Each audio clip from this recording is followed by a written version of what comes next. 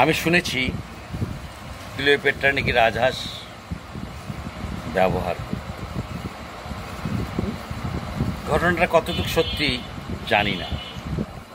শুনতাম পুকুর পাড়ে এসে উনি বসতেন এবং সেখানে উনি এমন কিছু শরীরে লাগিয়ে রাখতেন যেটা ঠোকর দিয়ে রাজহাঁস খেত। এটা কি সত্যি? এমন ঘটনা কি সত্যি হতে পারে? অবিশ্বাস করার মতন কিছুই নেই। ক্লিওপেট্রার মতন মেয়ে করেছে বলে অবিশ্বাস করব না তা তো নয়। ক্লিওপেট্রা কত পুরুষকে হত্যা করেছে জানেন? ক্লিওপেট্রা একটা পুরুষকে একবার ব্যবহার করে তারপরের দিন তাকে মেরে ফেলেছে। আমি সেই মিশরের ক্লিওপেট্রার কথা বলছি। আপনারা জানেন কি ক্লিওপেট্রা এতটা সুন্দরী ছিল যে সেই সময় মিশরের মানুষ তার রূপ দেখে বিমোহিত হয়ে যেত।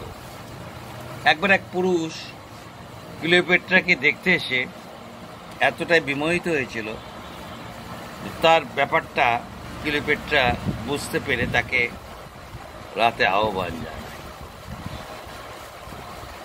ওই রাতটাই ছিল তার জীবনের শেষ রাত।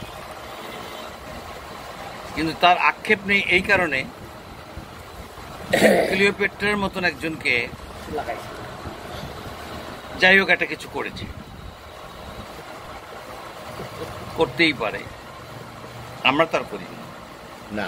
আমরা একটা বিস্কুট পেয়েছি।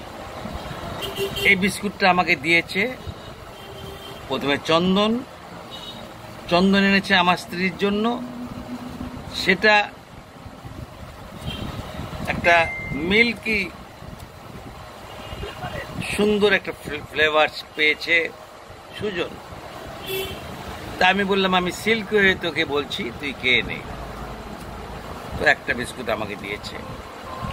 আমি এখন চিন্তা করছি এই বিস্কুটটা খেলে আমি কি ক্লিওপেট্রার মতন কোনো সুন্দরী মেয়ের সাথে পরজন্মে মিলিত হতে পারবো? আর যদি মিলিত হতে না পারি তাহলে ভাববো এটাই আমার দুর্ভাগ্য। ওকে, থ্যাংক ইউ ভেরি মাচ। ভালো থাকবেন সবাই।